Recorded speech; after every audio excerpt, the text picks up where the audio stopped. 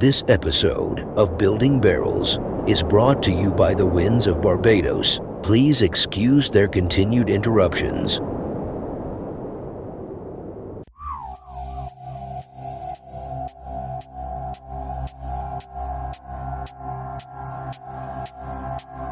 Welcome. Thanks for dropping in to Building Barrels, where we explore the technology, planning, and development of adventure centers using man-made waves to spread the stoke of surfing. My name is Michael, and I'd like you to join me in learning everything we can about surf park development. Together, we can build barrels in our hometown.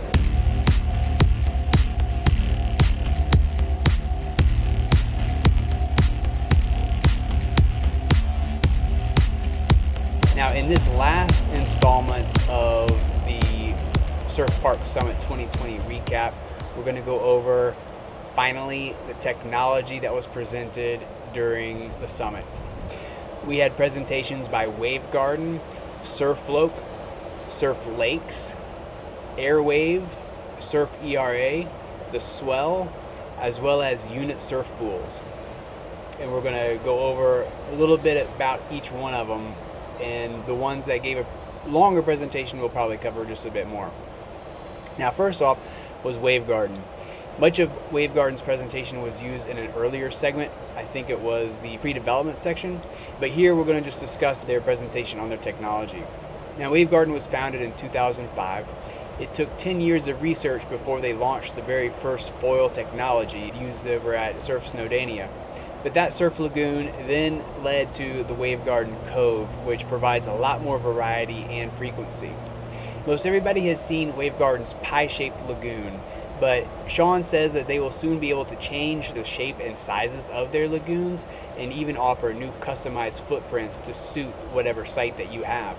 Now, Wavegarden says that they can help any developers do a project from first contact with them to actually creating waves in 18 months. Sounds pretty short, but they said that they can do it, and if you have all your ducks in a row, I'm sure they can. They do say that their range of support can last from anywhere from 6 months to 2 years in supporting their partners, and all of this could include the fundraising, the development journey, the design, planning, feasibility studies, the tech, the permitting, and all of that. As mentioned in the other segment, Sean Young was the one making the presentation for Wavegarden. Sean also touted the Wavegarden's energy efficiency. He says that their energy efficiency can potentially save $2 million per year. He said that they use an electric mechanical system, which is better than a pneumatic system, and it's more economic than a pneumatic system, which will save you a lot of money down the road.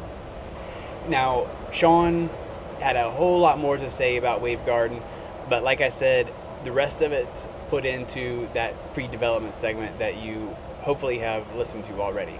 Now, moving on, Surf Loch had a brief presentation. If you haven't seen the clips coming out of Palm Springs Surf Club in California, then you're not really familiar with the Surf Loch technology. Now, Surf Loch was founded by Tom Lochtfeld, and it went into his long history working with surf parks, but I'm not really going to get into that here. But I do want to share that they are now operating at Palm Springs Surf Club, like I mentioned, and what you see in those videos is just phase one of their surf park concept. They say it's only a test tank, but I believe that they are going to expand that lagoon into something bigger. They just wanted to have a proof of concept, and it's not a finished product, and it's not optimized for commercial surfing, but when they release phase two in the near future, it's going to be 3 times as big with 2 times the power, and the bathymetry and the pool shape is optimized. What you're seeing in those clips, the bathymetry and pool shape, it's not optimized, but they're going to make it even better. And they say that they're even going to get 2 times the foot of wavelength. They also say that they're going to have new, more compact models, even more compact than what you see in that Palm Springs surf clip. And they say that they're going to have them as small as the width of an Olympic swimming pool. Finally, they say that you can now put them in your backyard for just a couple $1 million. Then Surf Lakes had an extensive presentation regarding their technology, but they also got into some ideas on your business plan. Now, if you're not familiar with Surf Lakes technology, Some of their competitive advantages are they have 8 brakes simultaneously. If you haven't seen, they've got this big plunger that comes up and comes down, and it's a huge lake, and it creates waves in all directions. And so you've got up to 5 levels of difficulty in their surf lake, and they say that you can have all sorts of surf craft out there. And that large surf lake creates 800 meters of shoreline, all facing the waves, which are good for development. They use a pneumatic system instead of hydraulic, and it creates a very realistic surfing experience. And you can get over 2,000 waves per hour and accommodate up to 200 surfers per hour. So the commercial viability is really strong. They did want to give us an update on their technology. They've been consistently testing their prototype, and some of the big changes that they made in 2020 is they have a new revolutionary stronger liner installed. They reshaped their 5 reefs, and they have new control components installed into their wave making, additionally having better sensors installed for safety monitoring. And the results of all the prototype testing is they say that they can now make 1 drop of the machine and produce 10 surfable waves. 4 drops of the machine produces 40 surfable waves within 60 seconds. And it's also got the biggest waves to date that they've been able to make, as well as an improved wave shape on all of the breaks throughout the surf lake. Now, these surf lakes are big. The XL version is almost 9 acres, whereas the smaller model is 5 acres. The large lake format allows for diverse development opportunities, using it as an amenity and having that entire large footprint coastline developed. It helps create a destination for surf park visitors, and they are also exploring some significant sustainability initiatives like partnering with NOTOX. They're looking at solar, renewable, battery, wind, and tidal power. So what they're doing is they're trying to recover as much energy as possible to make sure that your surf park is sustainable. Now, one thing that they did note that I thought was pretty interesting, and I hadn't heard anybody else talk about it, is the market saturation of surf parks. They discussed looking down the line when there's a whole bunch of surf parks out there. Now, in one of my segments, one of the panelists had questioned whether or not surf parks were too cheap right now. Well, Surf Lakes is looking at it differently, and they're looking further down the line when every city has a surf park. And they're concerned about market saturation. They don't want you focusing on what you think customers will pay today or even 4 years from now. Instead, they suggest focusing on what your customers will be paying in 8 to 12 years' time when there's a whole bunch of surf parks all around. And market saturation is likely going to come because of this global arms race to build in every city. And when that time comes, surfers will likely not be willing to pay $100 an hour to surf because they won't have to, because there's going to be so many other options. So the question is, how is your business plan going to hold up for under $50 an hour if market saturation pushes prices down? They say that the Surf Lakes model is positioned really well for this scenario because they can get 200 surfers in the water per hour, like I mentioned earlier, for best-in-class surf. And what that does is the user capacity and throughput is so much higher that you can afford to have your price go down to $50 or less.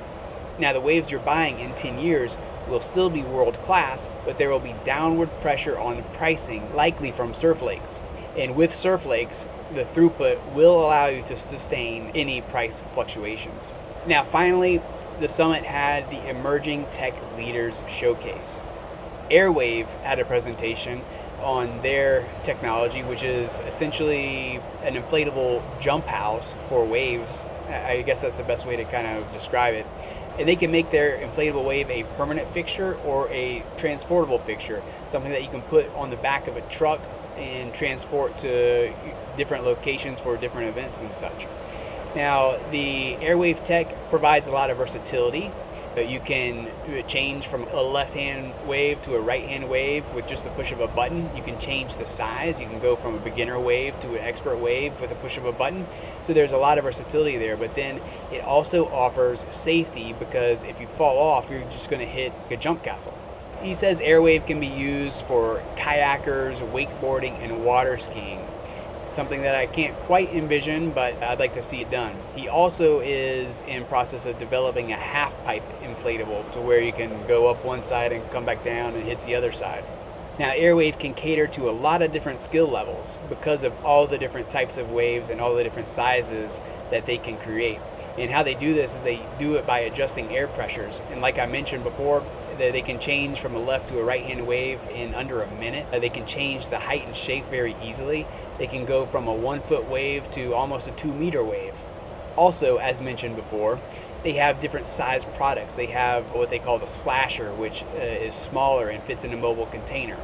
They have the middle-sized theme park for one-time users. And their largest unit, the double, is used for its versatility. You can use it at a bar, a restaurant, or a standalone wave unit. And this gives them 4 different types of attractions, and it's the most versatile, and it's great for surf training. And you can even do some 15-second challenges on the Airwave, putting into place some kind of gaming scenarios. Now, the mobile unit is still in design and prototype, but they're expecting it to fit into a 40-foot container on a truck, almost like a pop-up unit. And it folds out and sits up, and all you need to do is add water. Now, Surf ERA, their technology seems to allow you to fully enclose your surf park with a big glass type housing and then open it up to the elements, much like the Ocean Dome of Japan, if you've ever looked at that.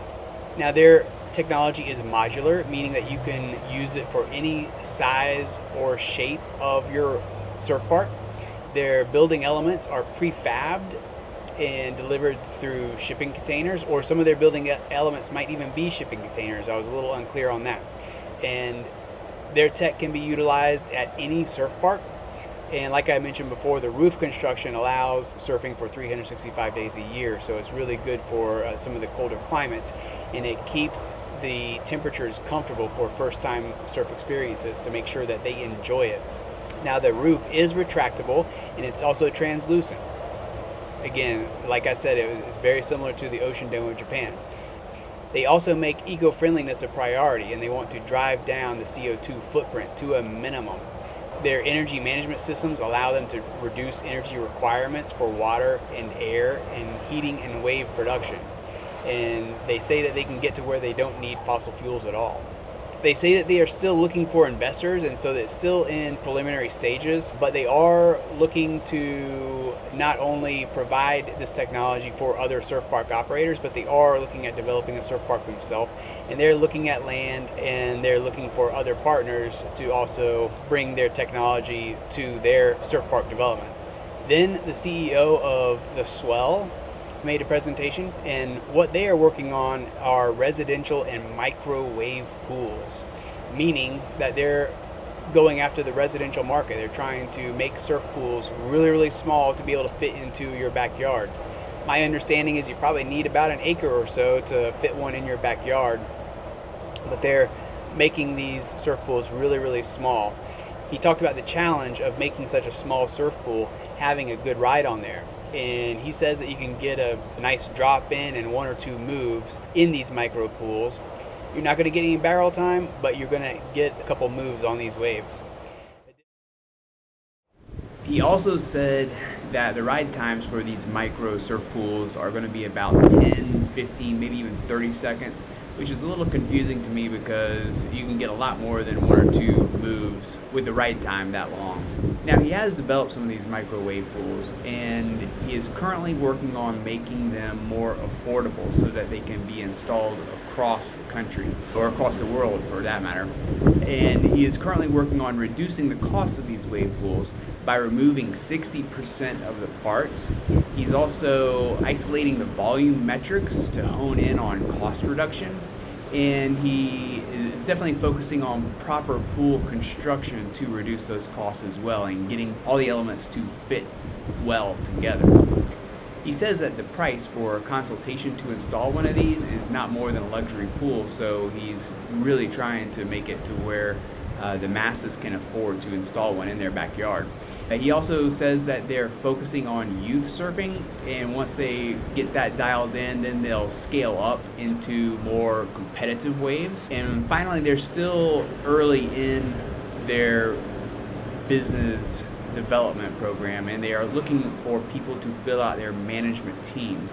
So if you know anybody, that might be a good place to start in the surf pool industry. Now finally, Unit Surf Pools had a presentation, and if you're not familiar with Unit Surf Pools, they're a pretty cool little idea. And what it is, the Unit Surf Pool is a floating surf pool. It can be installed in any existing body of water, and it creates a pretty large standing deep water wave, and it can accommodate a surfboard of any size or any type of surfboard. The Unit Surf Pool is modular, meaning that it can have additional modules installed to expand the surf pool. And this doesn't mean that it's going to make a bigger wave, but it's going to make a longer wave, so where you have a lot more room to do many more moves. And any skill level can surf on these waves. You can change them from little 1-footers to 1.2 meters, I think. So you can go from a really beginner wave to a more intermediate, larger wave, which is great for learning. Some benefits of the Unit Surf Pool is, besides the fact that it can be installed in any body of water, there's no water consumption because it's actually using the water that it's floating in, which results in a low energy consumption. It only takes 2 weeks to assemble.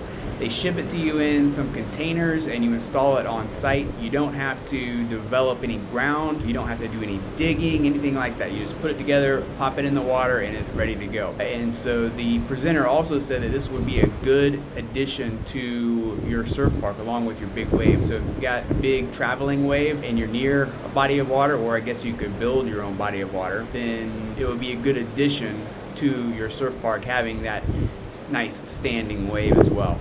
Now, if you like this information, you found it helpful, please like it, share it, comment, and follow my channel. Or if you'd like to join a surf park mastermind group, please click on the link below and submit your information, and I'll be in touch. And together, we can build barrels all over the world. Thanks again for dropping in. I'm kicking out. See ya.